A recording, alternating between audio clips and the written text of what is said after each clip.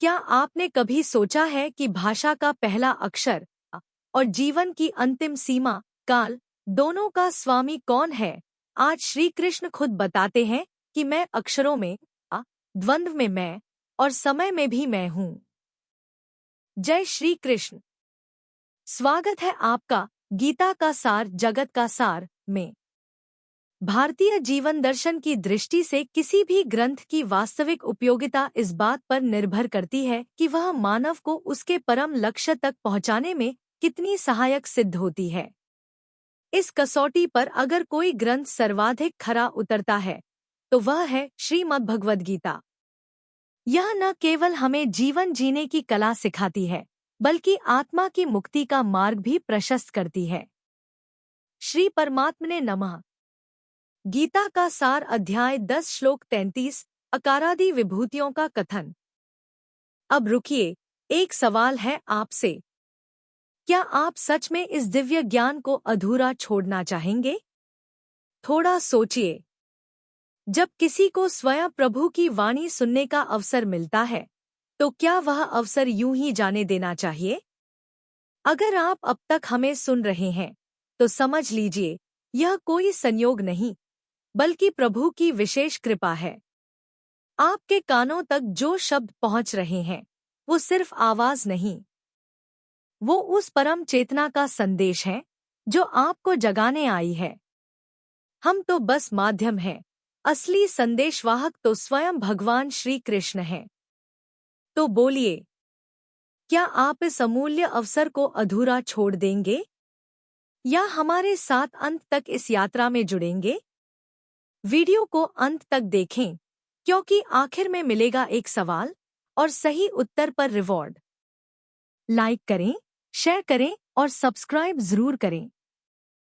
हम सब मिलकर प्रभु के संदेश को जनवरी से जनवरी तक पहुंचाएं। इस वीडियो के अंत में एक प्रश्न पूछा जाएगा, इसलिए पूरा वीडियो ध्यान से देखें और अंत में पूछे गए प्रश्न का उत्तर अवश्य दें। कल हमने जाना था ज्ञानों में मैं आत्मज्ञान, तर्क में वाद, अक्षरों में और अनंतकाल में समय हूँ। इससे हमें आत्मचिंतन, संवाद की कला और समय की उपयोगिता को समझने की प्रेरणा मिली। आज का श्लोक अध्याय 10 श्लोक 33 अक्षराणाम कारोस्मि द्वंद्वः सामासिकस्य च अहमेवाक्षय कालो धाताः विश्वतोमुखः।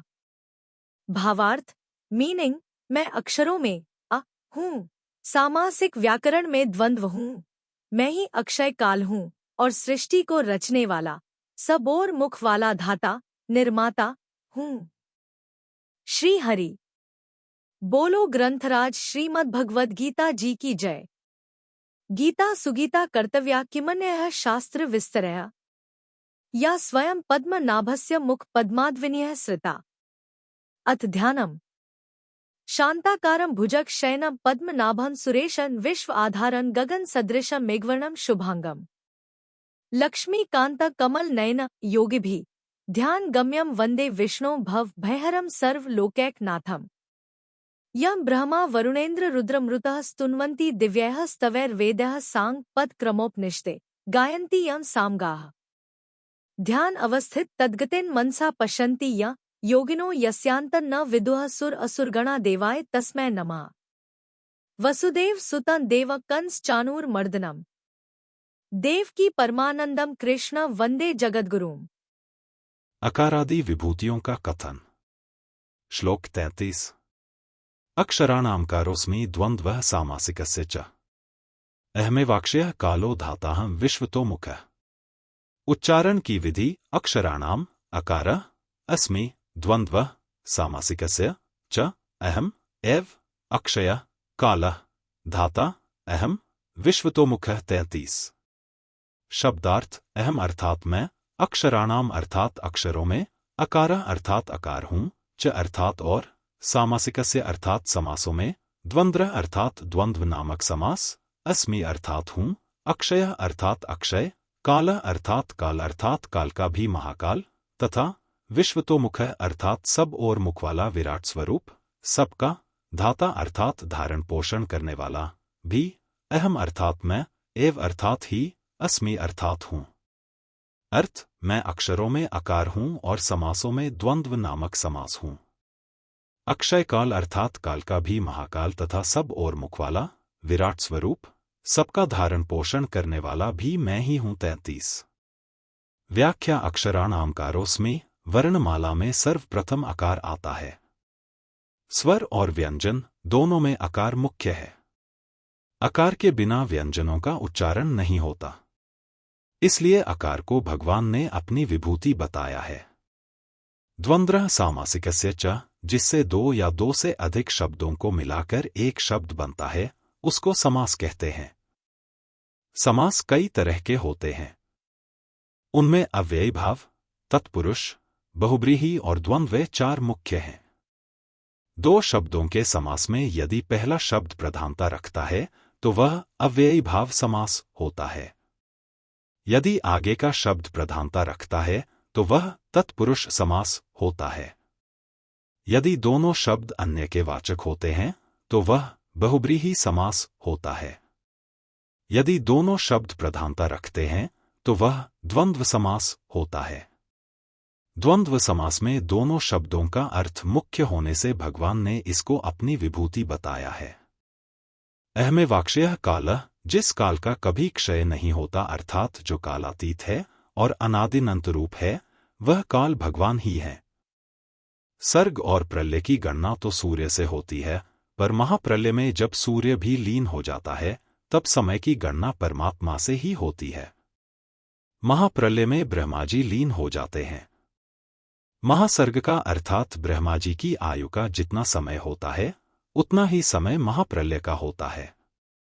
अतः इतने लंबे महाप्रलय के समय की गणना अक्षय काल रूप परमात्मा से ही होती है, इसलिए परमात्मा अक्षय काल है। 30वें श्लोक के कालः कल्यतामहम् पदों में आए काल में और यहां आए अक्षय काल में क्या अंतर है? वहां का जो काल है वह एक क्षण भी स्थिर नहीं रहता, बदलता रहता है।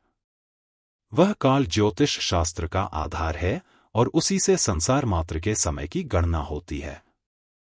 परंतु यहाँ का जो अक्षय काल है वह परमात्मा स्वरूप होने से कभी बदलता नहीं। वह अक्षय काल सबको खा जाता है और स्वयं ज्यों का त्यों ही रहता है, अर्थात इसमें कभी कोई विकार नहीं होता। उसी अक्षय काल को यहाँ भगवान ने अपनी विभूति बताया है। आगे 11वें अध्याय में भी भगवान ने कालोस्मि 11-32 पद से अक्षय काल को अपना स्वरूप बताया है।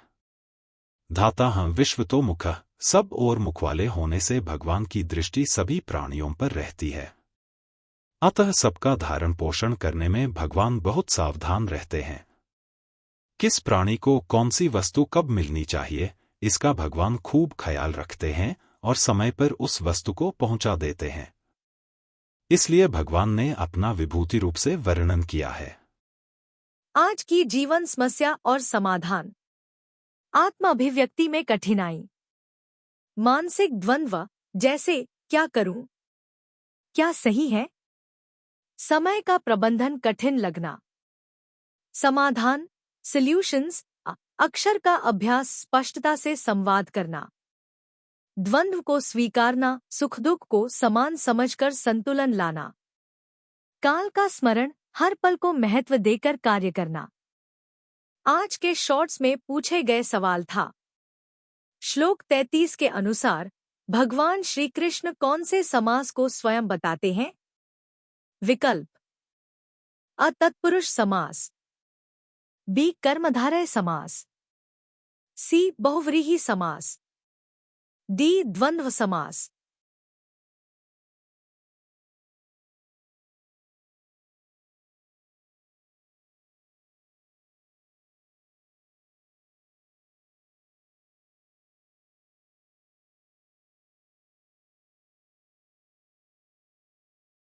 आज के शॉर्ट्स में पूछे गए सवाल का सही उत्तर है।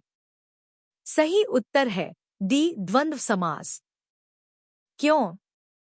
श्लोक में स्पष्ट कहा गया है द्वंद्व सामासिकस्य च, इसका अर्थ है समासों में द्वंद्व समास में हूं। द्वंद्व समास उन शब्दों को मिलाकर बनता है जिनमें दोनों शब्द समान महत्व के होते हैं, जैसे सुख दुख, जीवन मृत्यु आदि। यह समता और संतुलन का प्रतीक है जो श्री कृष्ण का स्वरूप है। कल जानेंगे। मैं मृत्यु भी हूँ। स्त्रियों में मैं कीर्ति, स्मृति, बुद्धि, क्षमा, धृति आदि हूँ। क्यों भगवान स्त्री गुणों को अपनी विभूतियां बताते हैं। यह श्लोक बहुत भावनात्मक और प्रेरणादायक है। अगर आप हमारे ज्ञान से प्रेरित होकर श्रीमद् भगवद गीता का सार और दैनिक जीवन में उपयोग सीखना चाहते हैं, तो नीचे दिए लिंक से पढ़ें ये पुस्तकें। Wooden holy book stand box, Shrimad Bhagavad Gita Hindi टीका के साथ, मोटे अक्षर, speaking Bhagavad Gita in 16 languages, Shrimad Bhagavad Gita तत्वविवेचनी हिंदी टीका पैडछेड़ अन्वाया सहित। हर दिन हम गीता के एक नए श्लोक की गहराई से व्याख्या करते हैं, जिससे आपको आध्यात्मिक और व्यावहारिक जीवन में मार्गदर्शन मिले। कमेंट करें और अपने अनुभव साझा करें। क्या आपने कभी गीता से किसी समस्या का समाधान पाया है? कहते हैं कि अगर आप किसी समस्या से गुजर रहे हैं, तो श्रीमद् भगवद गीता का चमत्कारिक प्रभाव यही है कि प्रभु जी का नाम लेकर कोई भी पृष्ठ खोले और उसके दाहिने पृष्ठ पर जो पहली पंक्ति होगी, वही आपकी समस्या का समाधान होगी। क्या आपने कभी इसे आजमाया है? अगर हाँ, तो हमें बताएं कि आज आपने कौन सा श्लोक पढ़ा और उससे क्या सीखा। कमेंट करें और अपने अनुभव हमारे साथ साझा करें। हो सकता है कि आपका अनुभव किसी और के लिए मार्गदर्शन बन जाए। चैनल को सब्सक्राइब करें और बेल आइकन दबाएं। यदि आप इस दिव्य यात्रा का हिस्सा बनना चाहते हैं, तो तुरंत चैनल को सब्सक्राइब करें और नोटिफिकेशन ऑन करें। आपका समर्थन हमें प्रेरित करता है कि हम गीता के इस अद्भुत ज्ञान को हर घर तक पहुंचा सकें। अगर आज का श्लोक आपके मन को छू गया हो, तो वीडियो लाइक करें, 2 लोगों को शेयर करें और कमेंट में अपना उत्तर जरूर लिखें। हर दिन सीखते रहिए।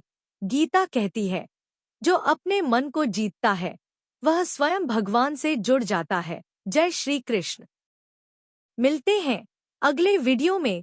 तब तक के लिए श्री कृष्ण के आशीर्वाद से जीवन में सकारात्मक बदलाव लाएं और गीता ज्ञान को अपनाएं। जय श्री कृष्ण। हर हर गीता, हर घर गीता।